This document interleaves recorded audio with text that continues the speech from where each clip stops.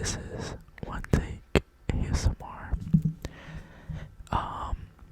So before I even start this video, there's a couple of things that I guess I kind of want to go over. And they have to do with basically what's been going on, I guess, in my personal life and why I haven't been posting. So yeah, I kind of want to go through that.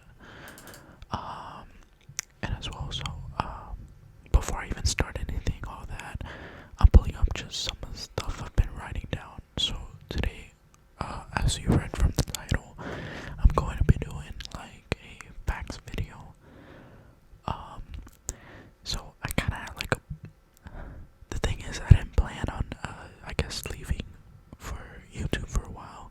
I know I had left before, for like a month, and I was like, I'm sorry I left, and I was planning on like making more videos constantly, and I got this mic, and I got like a computer, like a nice computer, and I got all this other things that I can make videos with, and I can actually make I guess actual videos rather than just have like a black screen or like something like a picture, motionless picture kind of just playing there. Although I do that, like I said before, because I don't want, at least for me, whenever I do ASMR, I just play the video and then I kind of just have it, there. I don't really watch the actual video, but anyways, what's going on? And before I actually say what's going on, I want to thank, I think it was like 3 subscribers. Before I left, I think I had 12, and now I have 15. And I know I always say this, and I always say thank you, but I actually am very thankful for everybody that subscribes, and I'm actually very thankful because even though I haven't been on YouTube, I have been checking, my statistics, and I've been wanting to come back. It's just been a lot going on, but I have been checking my statistics, and before I had like 15% of my subscribers watching my videos, and recently I've had like almost 50%, actually more than 50% of my subscribers watching my videos, which I find amazing. So thank you so much for the people that continue to watch my videos, continue to come back, and thank you for not unsubscribing. I know it's been like maybe 2 months, almost 3 months now. I think it's been like 2 months since I haven't been on YouTube, and it's been rough. It's been kind of rough. So I apologize for leaving for so long, and I apologize if I leave, after this video. I've been kind of making content.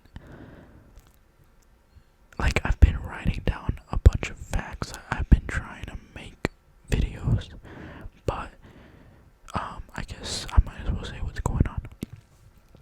So about maybe 3 months ago, maybe a little bit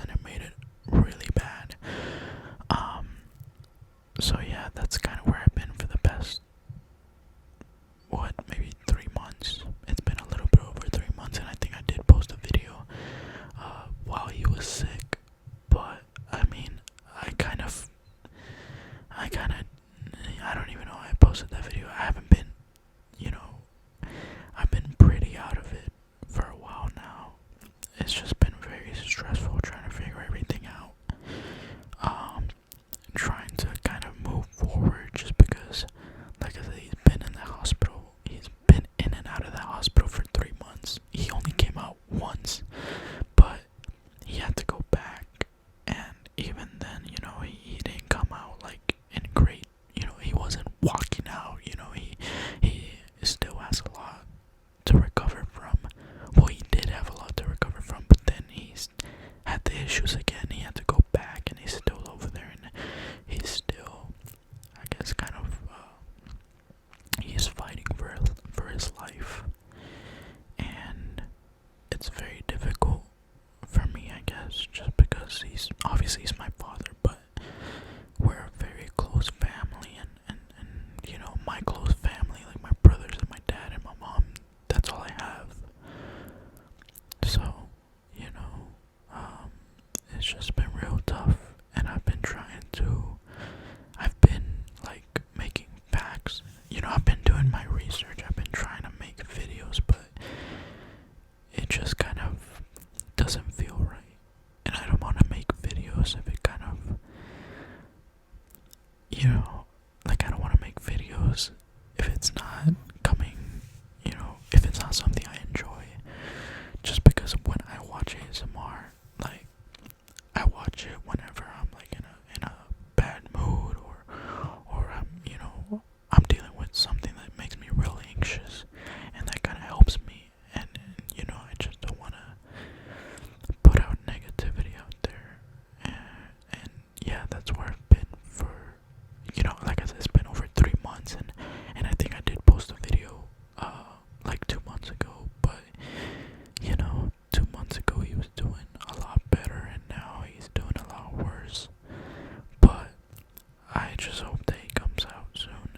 And like I said, I don't know what will happen tomorrow, so I don't know if I'll be here tomorrow, but I know I'm here today, and I know that I had time to kind of do a little bit of research, and I had a lot of facts and stuff like that I've been researching for a long time, and I kind of start throwing them all in a video.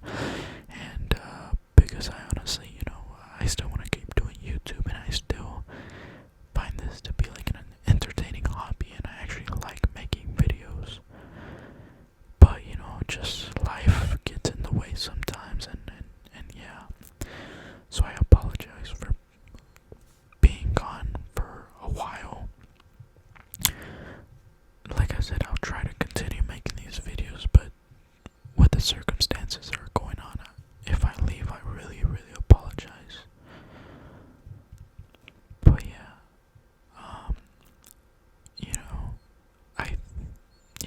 that's pretty much all I have to say.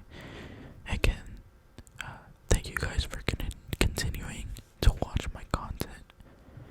Thank you guys for subscribing. Thank you for everything. You guys are amazing. You guys are wonderful, and I really appreciate you guys.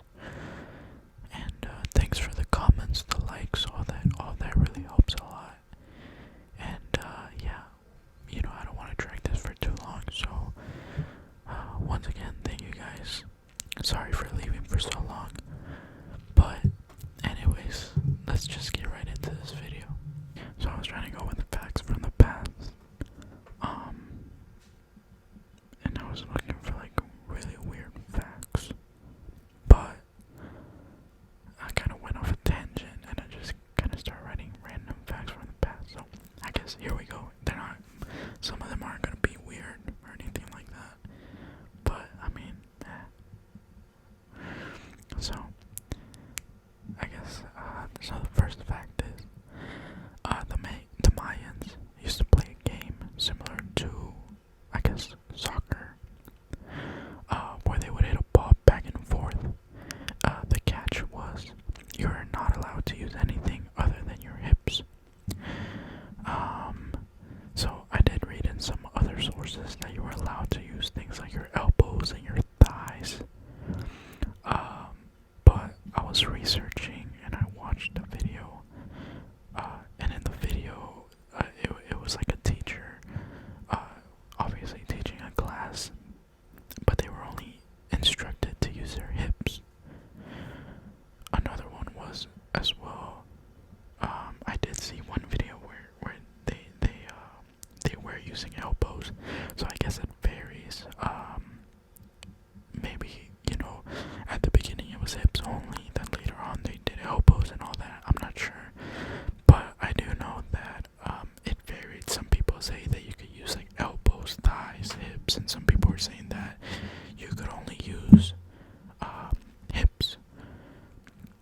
Another thing too that I saw was that some people were saying that the game would, I guess, to score a point, you would hit it hip to hip, and you would get a point whenever the ball stopped rolling, or whenever you got it to a certain point.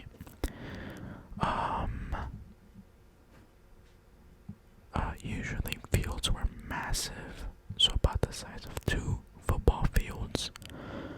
The ball was made out of rubber from rubber trees, and players wore leather protection around the hips and leg area to protect against the ball. In the video that I watched too, the people said that one of the hardest things about the game at the beginning was just learning, or like getting used to, I guess, kind of the pain whenever you first started. They said that you would get your hips would kind of swell, or you would get bruises just from hitting that rubber part. But obviously the leather kind of added a cushion and protection. But either way, that was something that if you are interested in this game, you would have to, get used to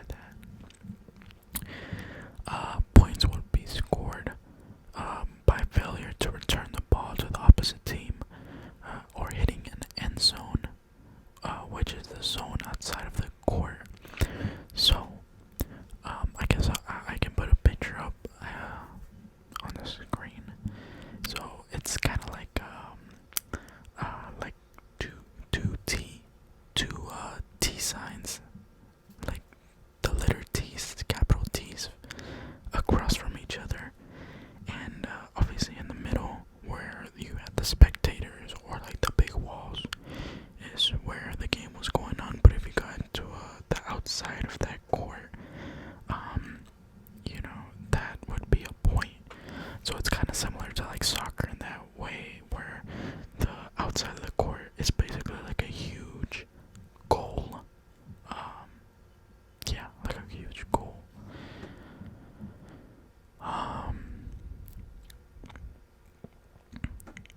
And yeah, so I was comparing this to soccer. Like I said, I was watching some of the videos, and it's pretty interesting. But there's, like, I saw some formations. Usually, so I saw some people were like front, middle, and then you had one person in the very back, just in case if the ball moved past all those people, he was there to be able to protect it from going into that end zone. Oh, or obviously if they missed the ball, he was able to kind of return it. So another thing with these courts is you had a hoop, similar to like basketball, but the hoop wasn't facing like forward and upward, it was facing the side, and it was very, very difficult to get the ball through this hoop. But if you somehow got the ball through this hoop, which is incredible, because man, you would have to have really good aim, but as well, like I said, that ball is rubber and it looks heavy, so I'm pretty sure to get it through there would be very difficult. Plus, you always have the chance that if you miss, the person that's there in the opposite team can just get it and get it and run with it basically. But the thing about that hoop is that hoop was basically like the game point. If you scored through that hoop, you automatically won the game. So once you did that, game over, you won. That's it. Now, why that was important, I guess, to kind of score through the hoop was because this game, back in the day when it was played, this game was played for a sacrifice, I guess you could say. The loser of the game would have to be, the losers of the game would have to be sacrificed. And I was reading in some articles saying that sometimes they would sacrifice a player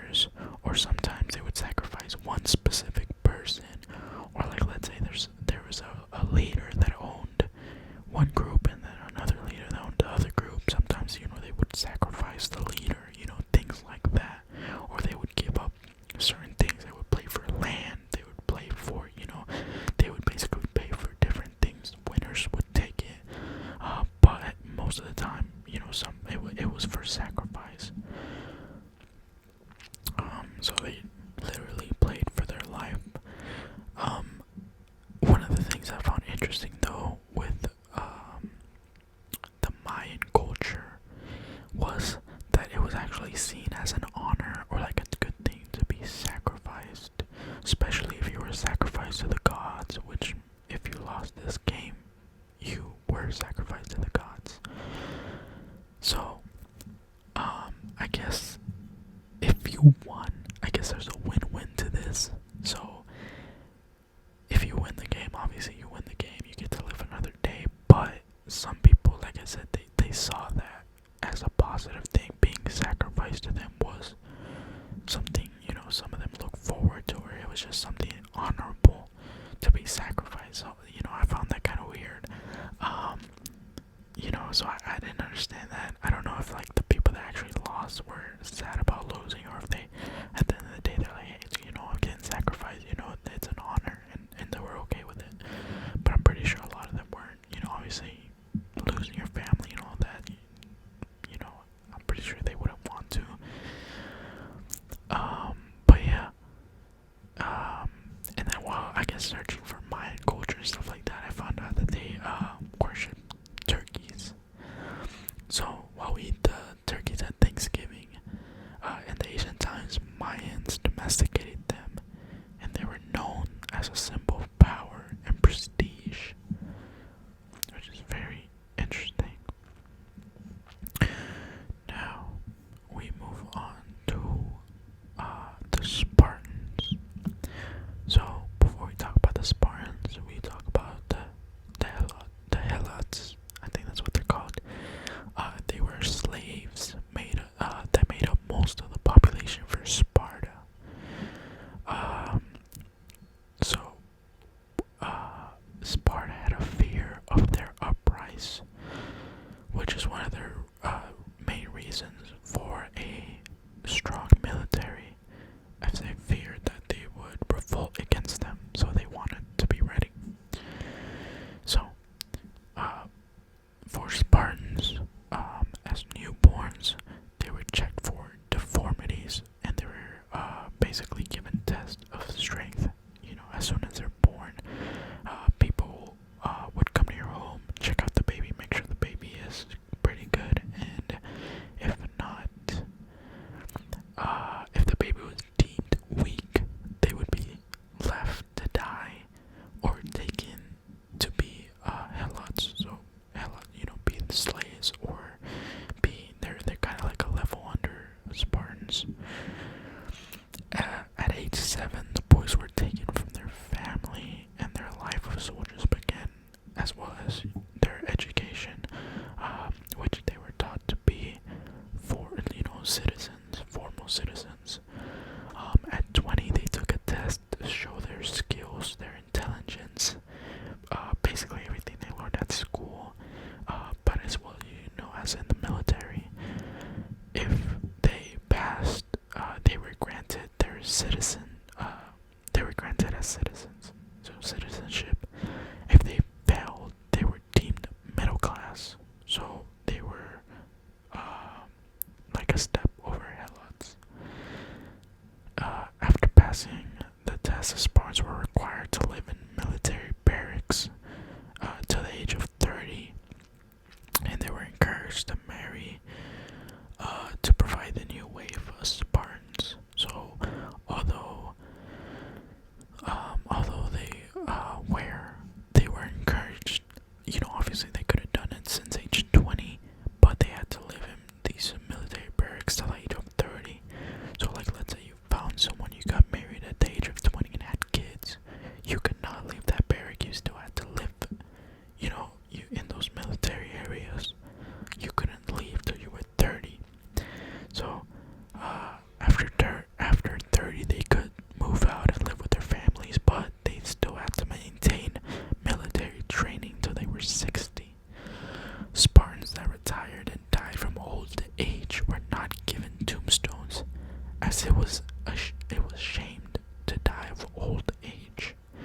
The only two ways of getting a stone when you died was to either die at war as a male, or as a female to die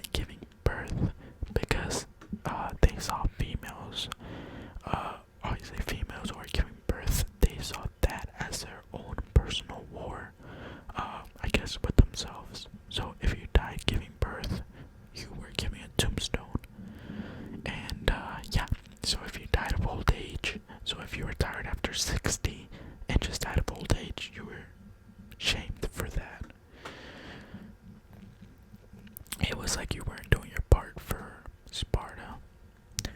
Okay, so we kind of move a little bit more forward into the Napoleon times. And so Napoleon Bonaparte was being attacked by a gang of bunnies. So the story goes that Napoleon ordered for him and his group to be delivered 3,000 bunnies to be set free, and they would go out and hunt them. Once at the field, the bunnies were set loose, and the story goes that the bunnies turned around and decided to attack Napoleon and his group. They clawed his leg and his body, and they climbed in his carriage, and Napoleon and his crew had nothing to do but retreat. After seeing that, obviously there was too many to defend themselves from. I read that Napoleon shot at them, and he hit them with whatever he had, and there's just too many. Obviously, 3,000 bunnies is a lot.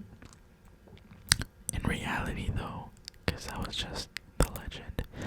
In reality, though, the rabbits that were given to Napoleon, or that were bought, were actually domesticated bunnies. So, whenever the bunnies were set free, rather than fear the men, they were actually just hungry. So, they swarmed the crew and Napoleon because they thought they were gonna get fed. So that's what really happened. They were just really hungry, and they saw a guy, and they're used to getting fed by a guy, so they were like, well, it's dinner time, and they jumped on him, and Napoleon had to retreat. So in the 11th century, forks were seen as an evil,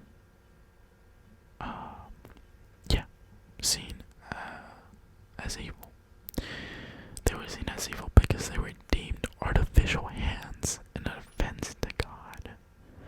So just think about that whenever you eat next time and use a fork.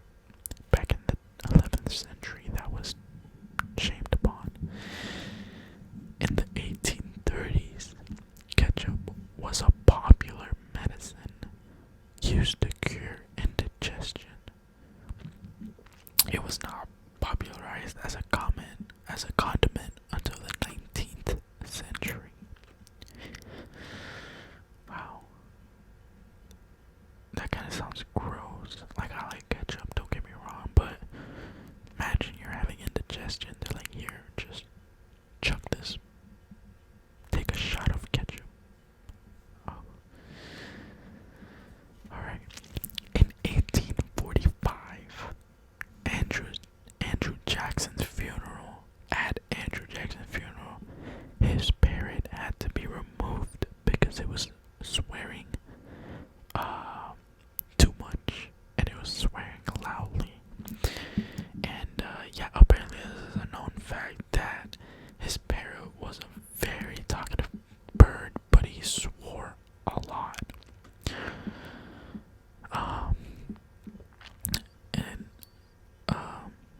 Speaking of Andrew Jackson, we have Abraham Lincoln. Abraham Lincoln was a skilled wrestler and was honored with a National Hall of Fame award in 1992. Abraham Lincoln wrestled and had 301 matches. 300 of those he won, and only one was a loss. Pretty good. I wonder who that man that beat him that one time was. I wonder if he actually beat him or if it was just his lucky day. Servants of the Egyptian pharaohs were smeared with honey to attract the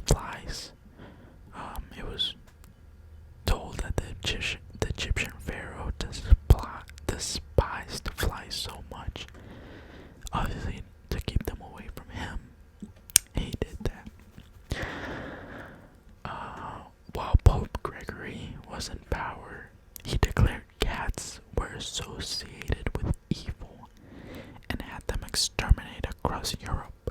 So on this one it said cats. I don't know if it means all cats in general, but I was reading in another one that it was black cats. He thought black cats were evil. So he had all black cats exterminated. So I don't know if it was just black cats or regular, any cat.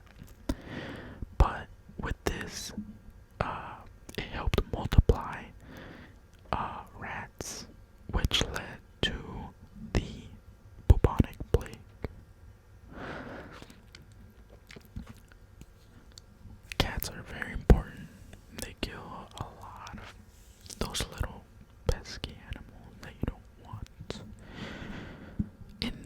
Next fact, in 1908, there was a car race around the world that started in New York. The route went from New York City to San Francisco, continuing to Valdez, Alaska, across the Bering Strait, through Russia and Europe, and the finish line was in Paris. Cars were relatively new. Road infrastructures was limited to metropolitan areas, and even then, a lot of it was cobblestone. Well, one of the problems was that the cars really couldn't cross the Pacific Ocean. It says they would go around the Bering Strait during the winter when it froze into an ice bridge.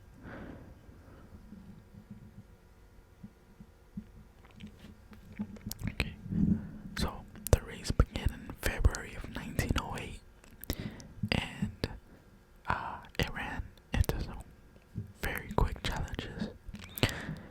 Cars breaking down obviously was a huge one. Lack of usable roads, because again, the roads weren't like they are now.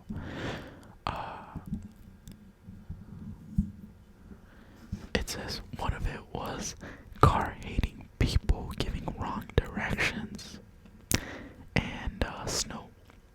The first team reached San Francisco in 41 days, but quickly realized that the proposed route from San Francisco to Alaska did not exist. So the organizers allowed teams to ship their cars to Valdez, Alaska, then continue on the ice bridge. Once in Valdez, the team found out that there is in fact no ice bridge across the Bering Strait anymore because it melted. Get this, it melted 20,000 years ago. And I guess whenever they made that, they didn't even think about that, but organizers then allowed teams to ship their cars across the Pacific to Japan, then Russia to carry on. Despite all unpredictable and predictable odds, the winning team arrived in Paris in 169 days. 169 days, that's 30, 60, 90, 120, 150, 180. That's a little bit over 6 months. Wait, no, I'm sorry.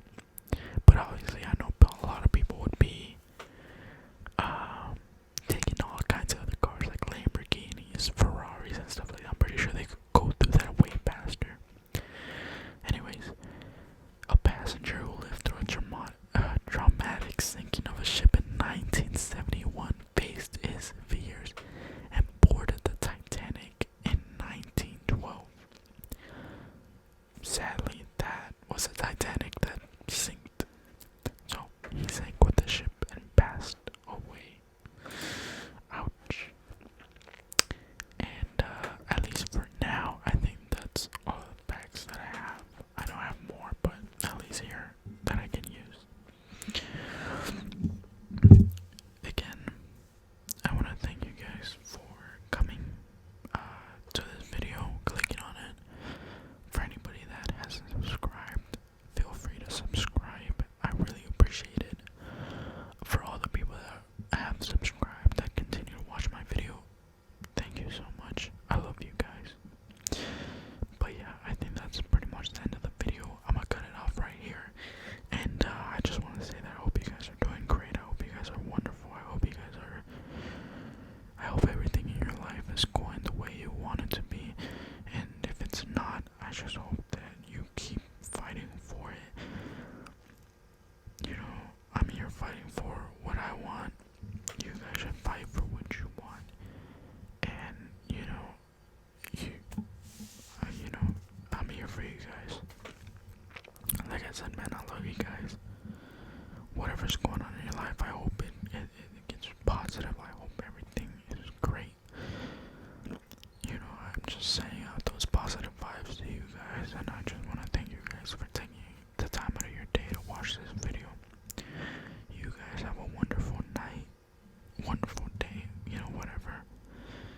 And yeah, like I said, I don't know if I'll be back.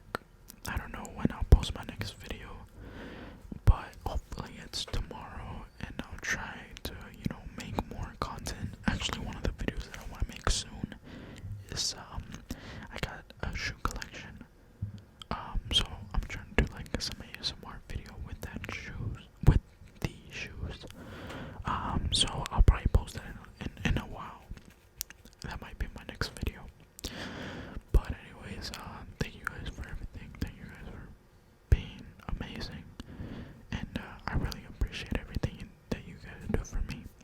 Even if it's something small, like in the video or posting a comment. You guys have a wonderful night. Take care. And I'll see you next time. Good night.